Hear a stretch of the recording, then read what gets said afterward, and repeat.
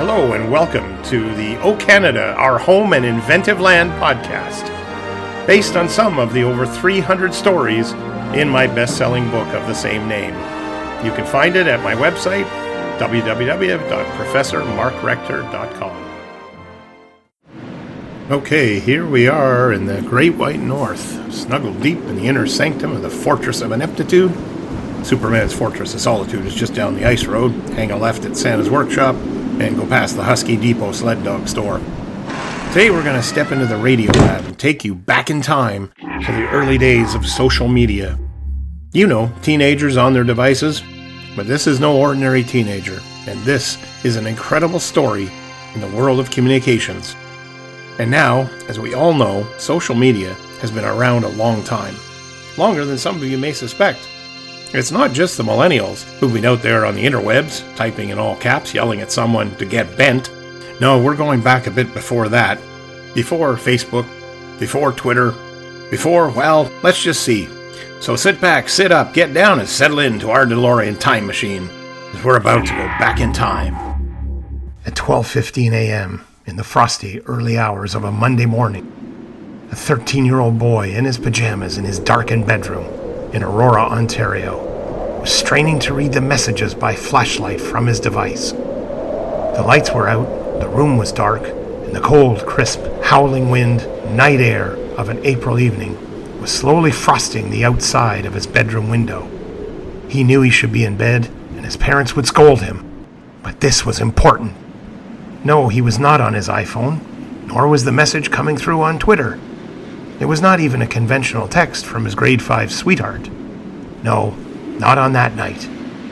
On that night, with that message, he was hearing the coded SOS message tapped out in Morse code from the radio room of a ship in the frigid North Atlantic, which would both literally and figuratively go down in history.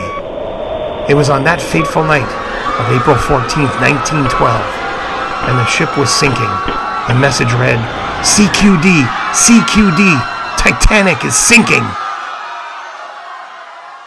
Edward Ted Rogers, born on the 21st of June, 1900, died on May 6, 1939, was a boy genius who had been fascinated with radio for the previous few years since hearing about it as an 11-year-old in physics class at the U of T grade school. He'd been one of the very, very few wireless operators in the whole country in this incredible new hobby, which was hardly understood by anyone. He was frantically writing out the messages he had been hearing coming from the stricken ocean liner with 2,224 souls on board, which had just struck an iceberg. His device was as sophisticated for the time period as a millennial's iPhone is today, except this young lad had built the device himself. He was using a Fessenden-design electrolytic detector receiver he'd built with his brother and a massive antenna the boys had erected on the roof of their parents' house, as well as a stolen earpiece from his parents' upstairs telephone. Now, Reginald Fessenden was actually the Canadian inventor of voice radio. He had more than 500 patents to his name, and he was actually trying to invent wireless phones, believe it or not, to compete with that other. If you want to hear the rest of this exciting episode, go to your favorite podcast app like Spotify, Apple Podcast, Amazon Music, CastBox, Podbean, or anywhere you get your podcasts. At the O Canada, Our Home and Inventive Land podcast by Professor Mark Rector, you'll hear some of the more than 300 stories from my best-selling book of the same name in a fun and engaging theater of the mind style.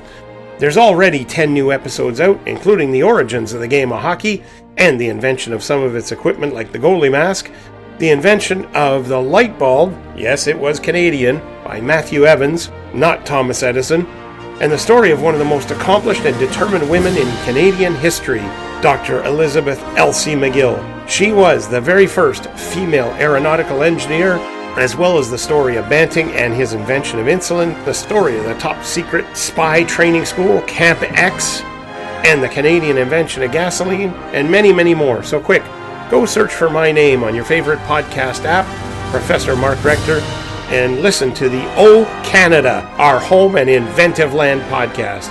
You'll have hours of fun with many engaging episodes and many more to come. I'll also put the link to some of the more popular podcast applications below where you can download my podcast. I'm Professor Mark Rector, and I am Canadian.